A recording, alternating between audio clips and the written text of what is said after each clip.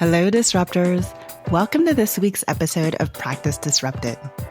Every architect has felt the friction, digging through endless product catalogs, wrestling with pragmatic specifications, and trying to balance performance, sustainability, cost, and aesthetics. It's a process that hasn't evolved nearly as fast as the rest of our workflows. Today's guest, Vardhan Mehta, knows this challenge firsthand. His career began solving complex envelope solutions for U.S. embassies and pushing material innovation on projects at MIT and Yale. But instead of accepting the inefficiencies of material selection, he set out to fix them. Vardhan is a co-author of AceLab, an AI-powered material hub designed to cut through the noise and deliver precise performance-driven product choices. Since teaming up with former Revit CEO Dave Lamont, AceLab has rapidly gained traction, now serving over 13,000 firms and capturing 35% market adoption in just 18 months. His impact on the industry recently earned him a spot on Forbes 30 Under 30 in Manufacturing and Industry for 2025. In this episode, we'll explore his journey from architect to entrepreneur, the gaps he saw in material decision-making, and how AceLab is revolutionizing the way architects specify building products. We'll also dive into the role of AI, sustainability, and the evolving relationship between architects and manufacturers. So if you've ever wished for a smarter, more intuitive way to select materials, this conversation is for you. Let's get started. Hello, Vardhan. Welcome to Practice Disrupted. We both get together often to talk about the future of practice, and I'm an advisor to your company. I'm finally grateful to have you on the podcast so we can talk a little bit about your career path as a founder in tech as a non-technical architect. Yeah, that sounds great. I'm super excited to be here. Always enjoy talking to you as, two architects that went into tech, but still love the profession and practice. So really excited to be here and share more of my story. Thank you so much. And again, I'm super excited to have you here. But first of all, I wanted to send my congrats because towards the end of 2024, you were listed on Forbes 30 Under 30. Congrats for that honor. Thank you. It was unexpected, not a recognition that I would have probably appreciated back in architecture school, but now like in the tech world, it is somewhat important. I still feel a part of it is completely vain. So I appreciate that for the company, if not entirely just myself. But you're architecturally trained at your heart, and you have a Bachelor of Architecture, BArch, from Pratt. So let's go back to your roots. What made you want to pursue a BArch in the first place? Yeah, I don't have a very good excuse. I saw my dad all his life practice as an architect, but somehow I was still like, oh yeah, that's the thing to do in life, to become an architect. So anyway, I'm actually second gen architect. Grew up in India, and my dad's an architect still practicing, and my uncle's an engineer. So this was like our family business. And from a very early age, when they were actually starting out, like when they were like my age, I was starting to see these stuff. I would go on the job sites with them. I would like hang out at their office after school and just gain like a lot of appreciation for this profession. I think one thing that was like really exciting for me is in India, the definition of the architect is still very heavily, being involved with the physical world or being involved with the contractors and so on. It doesn't necessarily end, the deliverables, so to speak. And so I gained this like really big appreciation for like what it takes to like build a building and like what it takes, everything from like really early in design all the way to actually being built and being occupied. And so eventually I decided I want to become an architect as well. I came to Pratt Institute, which was wild in itself. I was a 17-year-old Indian kid, not having been in the US previously. And I landed right in the middle of Brooklyn at a liberal arts school for my undergrad in architecture. Yeah, so that's how at least I got started. Do you want me to talk a little bit more about just like my experience at Pratt?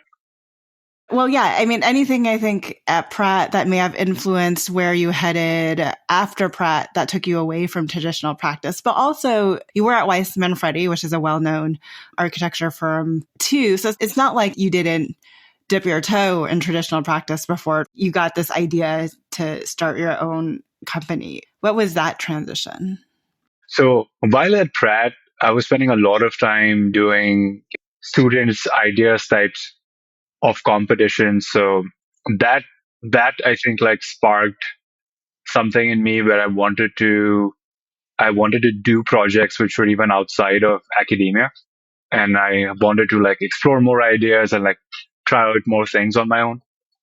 Eventually, in my fourth year, I won a competition which landed me an internship with a top 10 firm in the city, being Weissman Freddie. And that was, I think, a big change in my thinking about architecture. I think until then, I hadn't really seen a project go from like 0 to 100. And at Weissman Freddie, I was entering a project like right at the seed stage when it was just an idea and it was a napkin sketch. And I was very lucky that as an intern, they had way too many of the design architects at the firm. And so they had to throw me on the technical side. You felt that you were lucky. I would feel like most interns would feel that they're unlucky in that situation.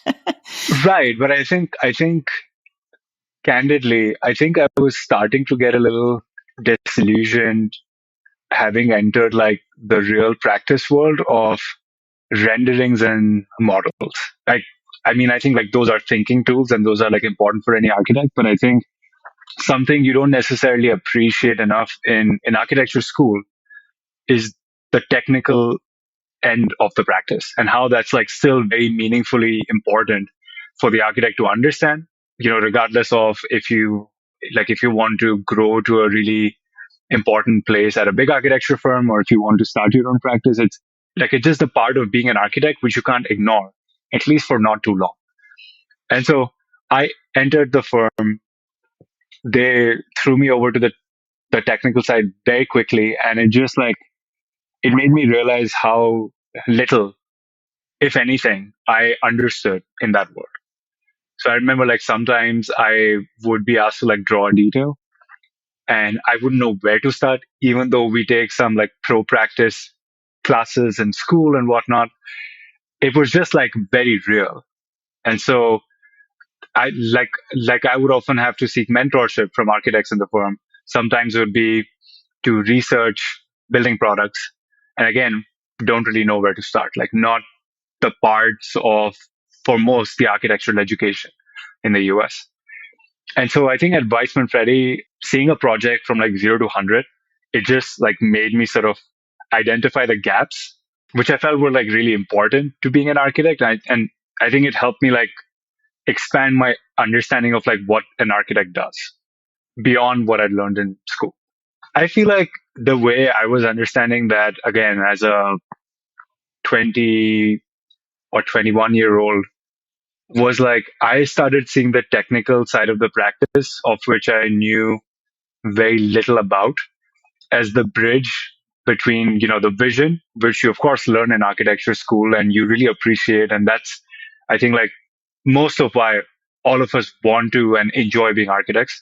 And then the reality, which could be, the realities of the project, realities of dealing with so many stakeholders, realities of like what makes sense for a project based on the cost, the schedule, the code, sustainability, all of these factors, which are really hard to capture in a set of drawings and specs. And so that's why I think like I started to appreciate the stuff that does not go into, the deliverables of an architect, which are usually all the conversations, all the back and forth that happens in the background, most of which ends up being on the technical. But there's an interesting duality that you and I can begin to draw from there, because I think a lot of architects have problems, and we lean on even the GCs this much to understand when we're putting pen to paper, when we're figuring out what the materiality of everything looks like, that I don't know how many projects that we did that like every single time, as soon as we got a GC on it, it's like, this is over budget. So for the architect's ability to at least wrap their head around a better understanding of what that looks like. So often we say supply chain management or supply chains driving the costs. And we feel like we are so far removed from that conversation. It's hard for us to more accurately bring that conversation to the ones we're having directly with clients. I mean, totally. I think in my experience, I felt that this understanding, appreciating, enjoying the technical side of practice was actually a really important tool in the architect's tool set. In that, if we don't understand that, then a lot of times then we're defaulting to the GC or the consultants. So I feel like as architects, we get paid to know something about everything, and that's really hard in itself. But I do feel like there are like some aspects of a project where you have to become an expert, and you might not be an expert on day one, but like you just have to be very open to and excited to learn new things like all the time. And for me, like I think like that's what the technical side of the practice represented. Like I think a very good example I remember from the internship time at Weissman Ferry was, I think at some point there was a GC who, a lot like later in the project, they looked at like what was specified, I think like for like tiles or something. And it was chosen with a lot of care and like a lot of conversations with the owners, with the contractors in the room as well. And then eventually they were too late to place the order. And by the time it was not available easily from the manufacturers who were specified. And so the GC came back to us as the architect and recommended their default, which of course was nowhere nearly as beautiful or sustainable. And so for the architect, like we were in this like really tough spot in that situation. Like our only options were to go out and do a lot of research, manufacturers of the products that we knew or didn't know, to find the superior alternative, or to default to what the GC recommended, which would be by almost by brute force entering the project.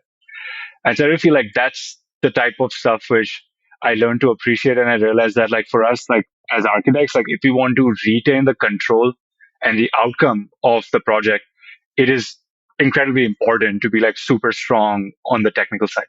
And when I think about how many times a project manager in my early years of an architect just asked me to like copy paste a detail, right? And how I didn't even think twice about that or the number in the specification that the drawing was pointing out, and the fact that unless the Armstrong tile person got out in there and said, hey, they're very specifically, hey, we updated our line this year, and for cheaper, you could be getting a higher acoustical rating.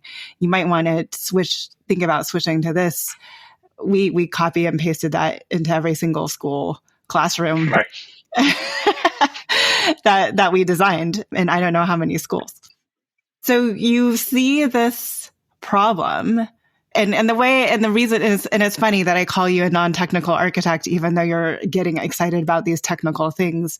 I'm talking about non-technical from a founder's perspective, right? So you are a founder of, in a way, a software as a service, very simplified software as a service product in AceLab. And before you tell people what that is, but the reason why I'm calling you a non-technical person is because you're not the one that went out and learned how to code this software and put it together.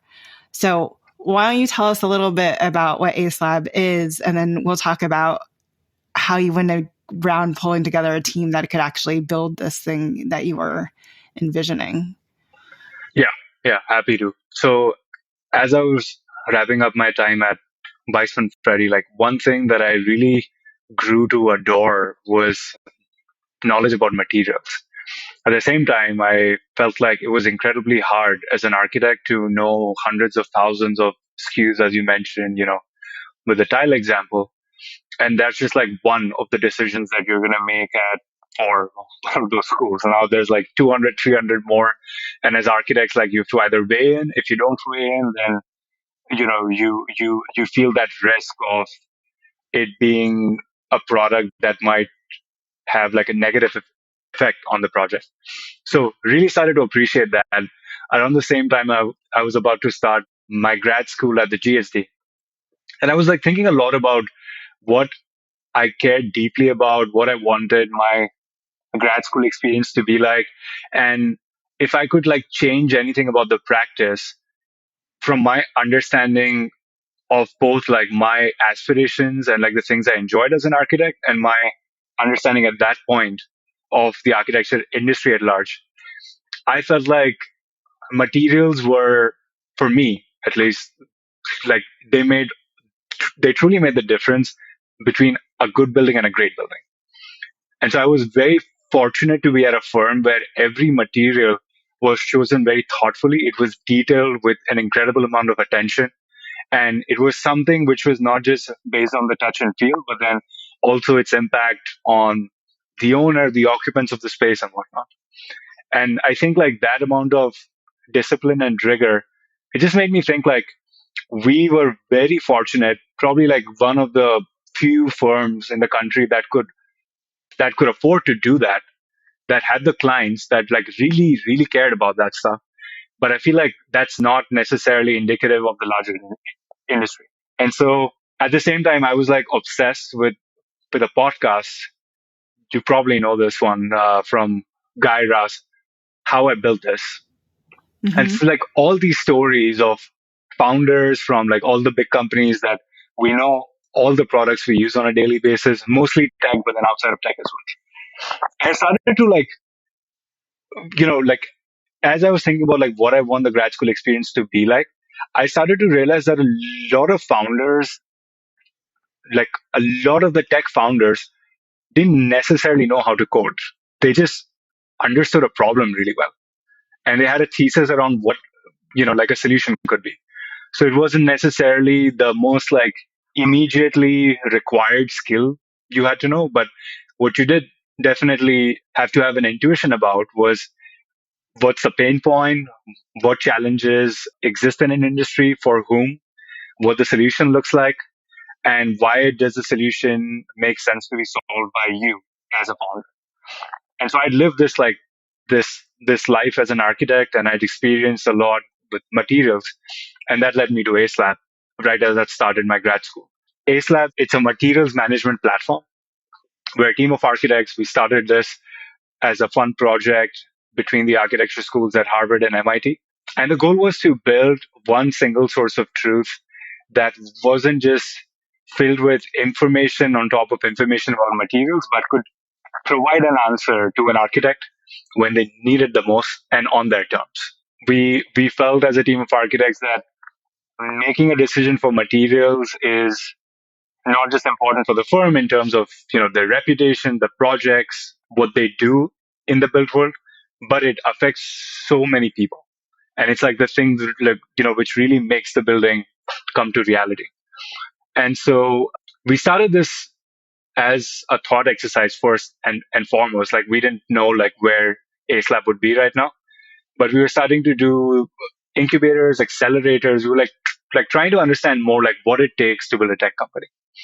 And then eventually everything started to fall into place, and now we're a tech company. So did you learn, I guess, through the incubators and the accelerators how to find that technical expertise? Yeah, but before that, actually, the technical expertise is, I think we realize it's like two parts. One is the design, and second is execution. So with the design, I mean, all the UX, all the UI stuff, what is the functionality, the feature set, and so on. And then it's actually all the development work after that. So like what we started doing is like we just like started looking at examples of websites that or platforms we were using and we loved. And we were also looking at tools that we'd used as architects and hated. And we were just like trying to take both the experiences using InDesign, Illustrator, the tools we already knew as architects and were already using. We just started using this for a different application. And that was enough to get the vision in place. Like the first like prototype of AceLab ever was really built on InDesign. It was like layouts, just like the same way we organize a slide deck for clients. We just did that for like a different application.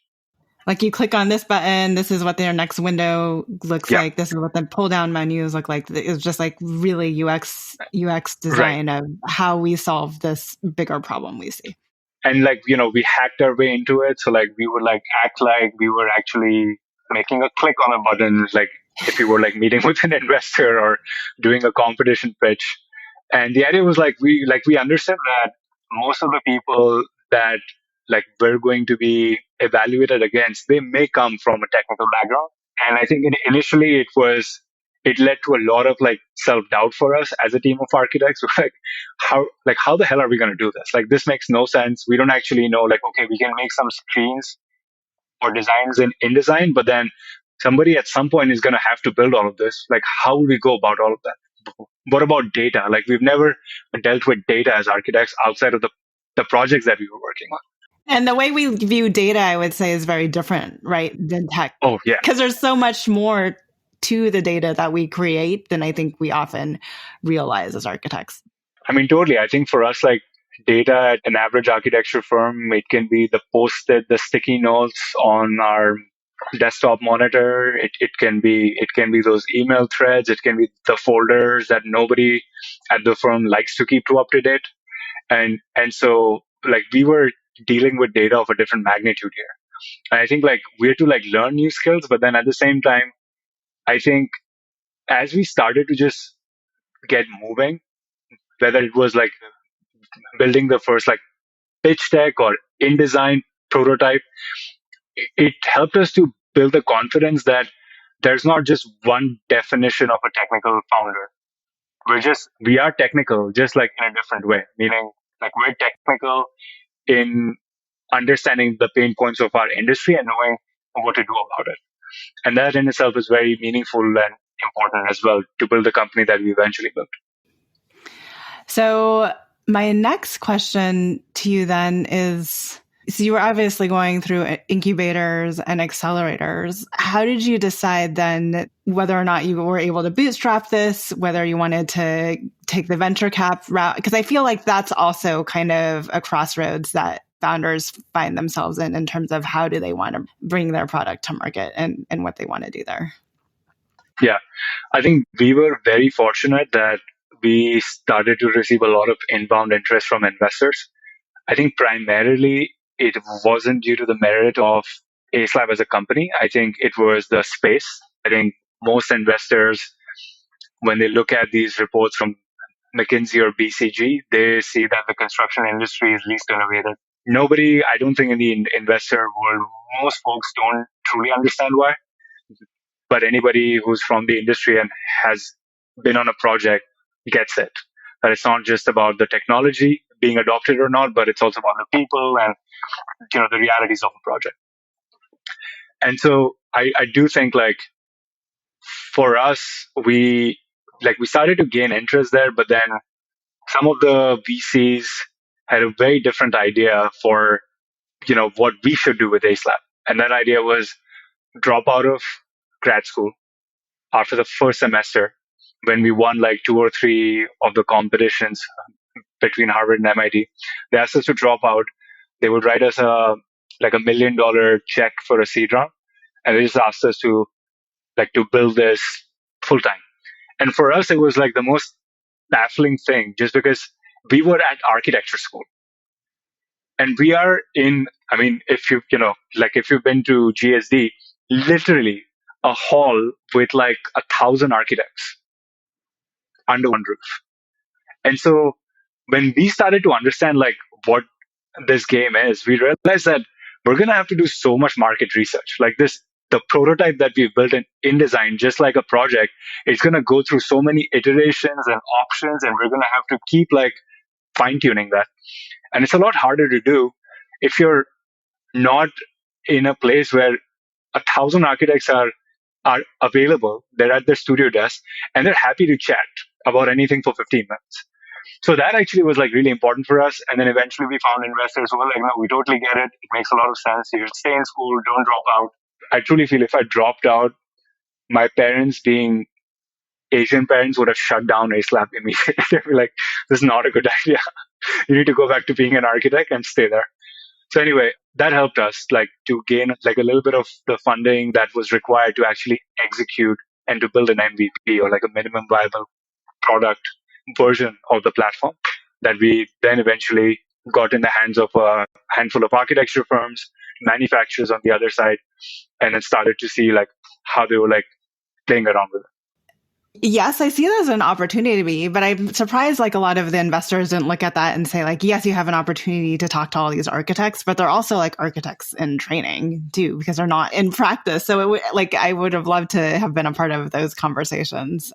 But like, I mean, if you imagine, and it's been really interesting, like now when we look at the demographics of our users, 3 out of 4 of them are under age 45.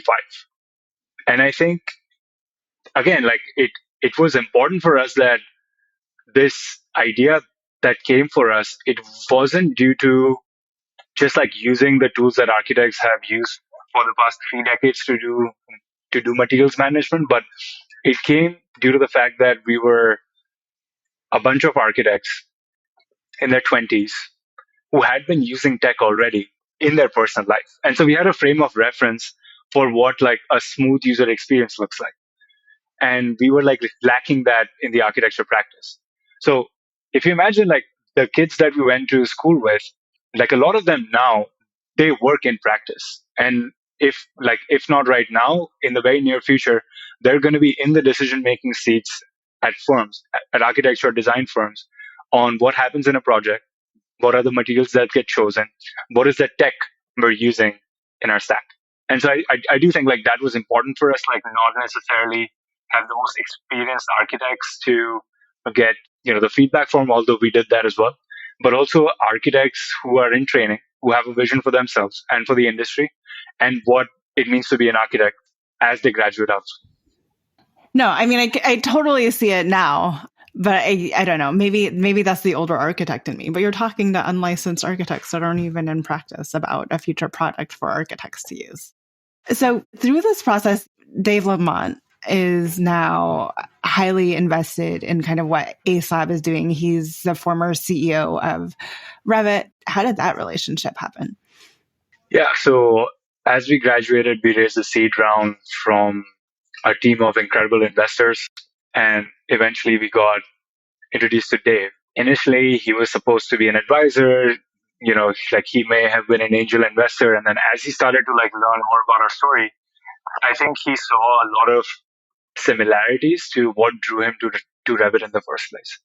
Let's think about it. We as an industry were primarily addicted to AutoCAD, and 3D wasn't even on the horizon for most firms. And we were still struggling with all the design decision making and 3D, 2D, documentation, and so on. Revit was a startup, and it was like trying to lead this industry-wide transformation from like a legacy tech tool being AutoCAD into the 3D world. And I think Dave saw an opportunity to do something very similar with AceLab. A lot of the firms, still the way we operate, the way we do our research for materials, do our decision making, documentation, it's still happening very manually. It's very scattered and it's very inefficient. And so if as an architecture firm, you're thinking about growing the practice, not necessarily just through headcount, but just being able to do more projects with the same headcount, you have to adopt new technology. So like a lot of the firms that actually adopted Revit in the early days are also AceLab users. That's how he got started. And then now at this point, yes, he's the executive chairman of the company. He joined us about 2 years ago, and since then has like really done wonders for us in helping us to shape a go-to-market strategy.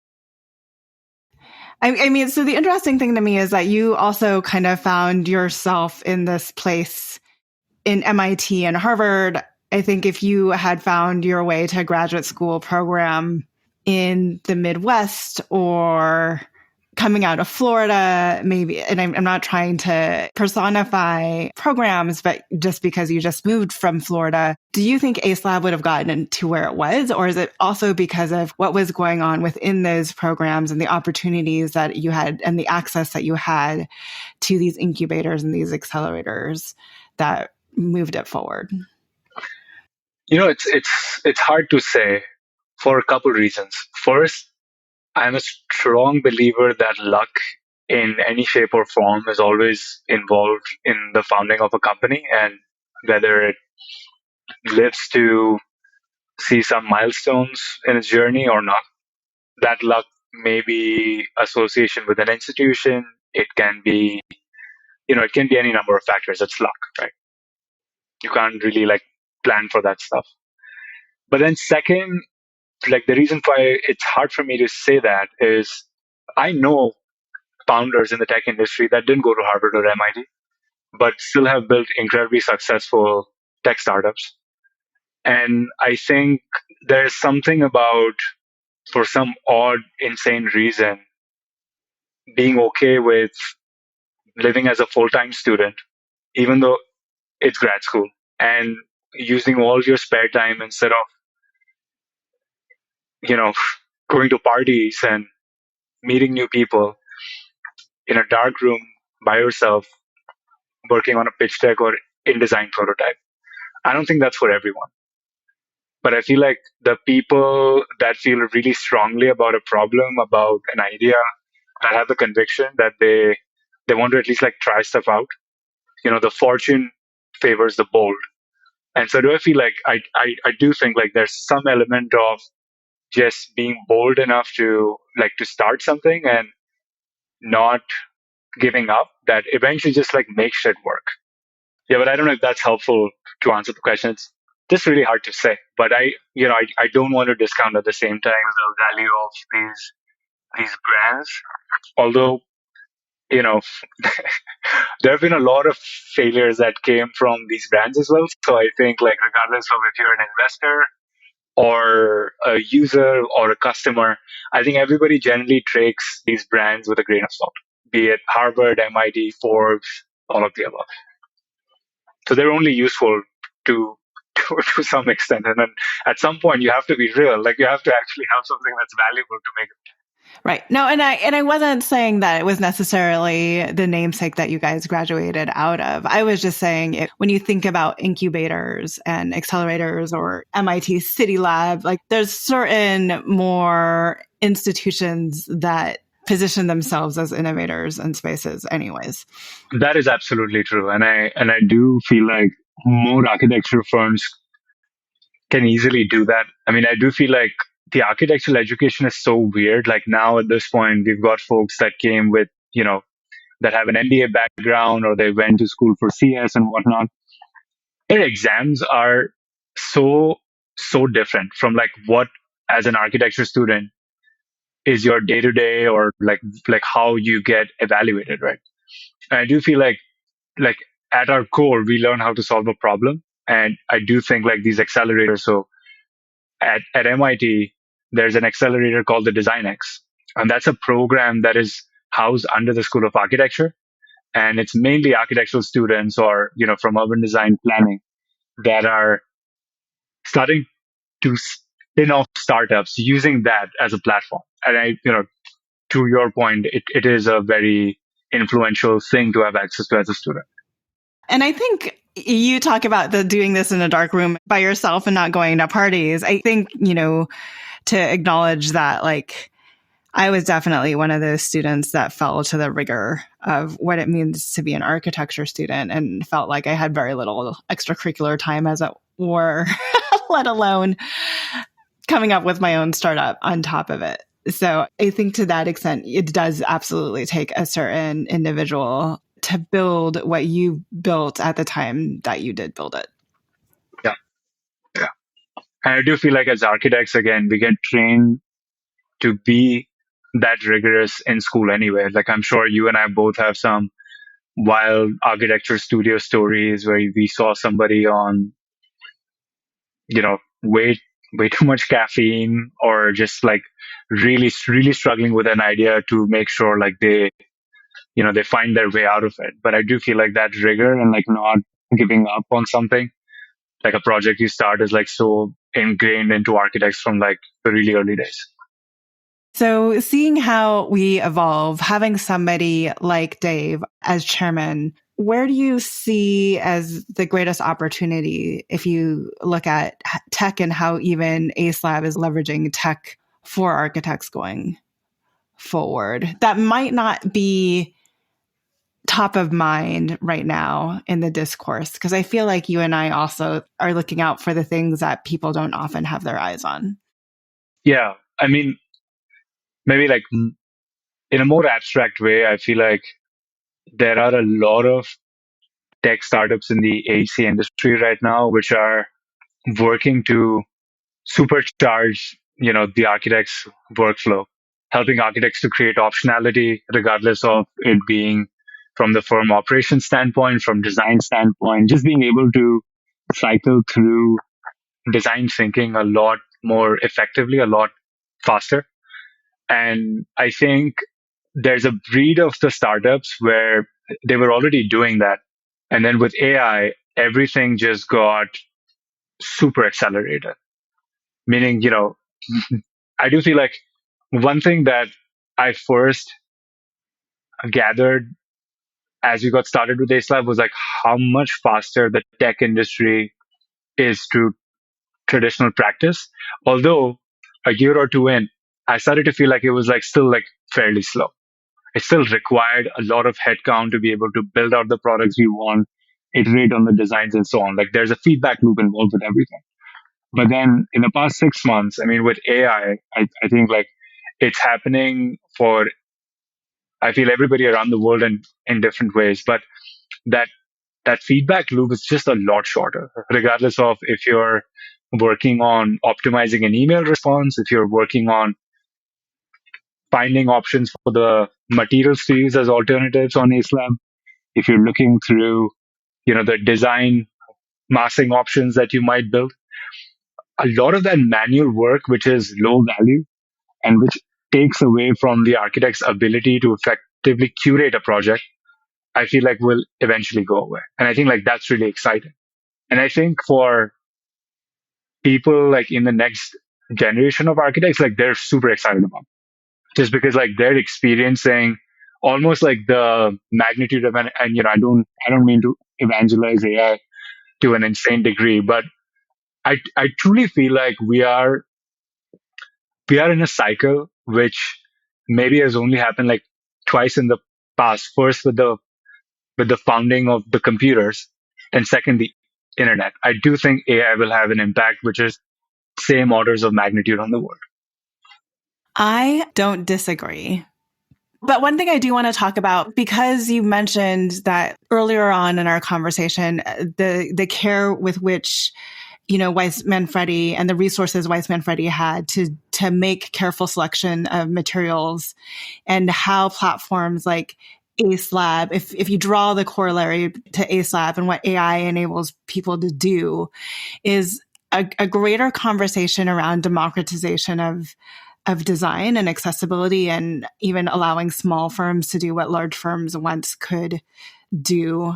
So I think that is a discourse that we are not having enough of a conversation around either. But it also takes a different type of small firm leader to really engage in those tools in a way that allows them to do that. I think that's totally fair. And you and I know a few of the small firms leaders that are really truly leveraging technology as a way to fuel their practice, as a way to grow exponentially and be able to do more with the same headcount at the firm. Right. And I think to your point, I do feel like AI has a role to play in that too. I think in two regards. One, the most useful AI actually trains on the right data. And I think again, like that's why any architect that may have tried a search for, regarding sustainability or code or anything related to a project, often the outcome is suboptimal or it's like lukewarm, like you don't really trust it. It sounds somewhat right, but it's mostly wrong. And I feel like the reason for that, it's not really trained on the right data. So if we think about how could we utilize AI where it actually improves, becomes smarter with every architect using it. And so it doesn't really matter if you're an architect from a big firm, from a small firm, it's benefiting every single architect that's really tapping into that network. I think the second one is more like productivity. So if architects could really automate these manual, administrative, low value things out of the workflow that you can't really build a client for, but still end up sucking so much of your time, which takes away how much you can do to research stuff, to find new innovative ways of doing something, regardless of if it's like a detail, choosing a product, doing the massing. I feel like that'd be like a very enriching experience for the average architecture firm. So we don't have to like recycle those specs all the time, but can actually like take that time and invest that into seeing like what's new in the market, what might be something, a trend that we really ought to learn about. I'm sure there's a lot of younger architects, maybe even some in grad school or in undergrad, that's hearing you and thinking like, I have enough of an idea to potentially get going. What's your word advice for new entrepreneurs in this space who are potentially interested in following a similar path? I think it's mostly a mental game.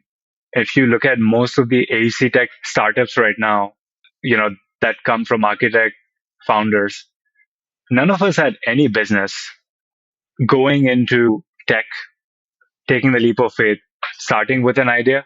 But I think once we did that, like we found it very rewarding. And all it took was like the first like small step. I feel like there's a saying, I actually heard this from my mentor, there's only one way to eat an elephant. It's a jarring phrase, but if you think about it, it makes a lot of sense. Like if you're going to break a problem, you need to have the vision, but you don't necessarily need to have every single step of it totally figured out. It's impossible to do that. And so, if you have the vision and if you know how to go from like 0 to 1, that's most of the game. And that's also like that's the step that most people I don't think want to take. It's scary. It's really scary. Why would you, as an architecture school at GSD or MIT, like not shoot for a job at like a top architecture firm and take this like risk of not being able to like, have a decent salary for yourself as a founder? Because that's the reality. Like there's an ugly side of tech too, which is just the grind is a lot more, it's a lot harder. There's a lot of stress. There's a lot of like pressure. But then at some point, you realize, like when you're doing something of your own, and I don't think it's just tech, it could be something like launching a firm, like right from school. But at some point, I feel like as a founder of anything, as an entrepreneur, even, you realize that like the pressure you're experiencing is actually a privilege, and you start to make the most of it.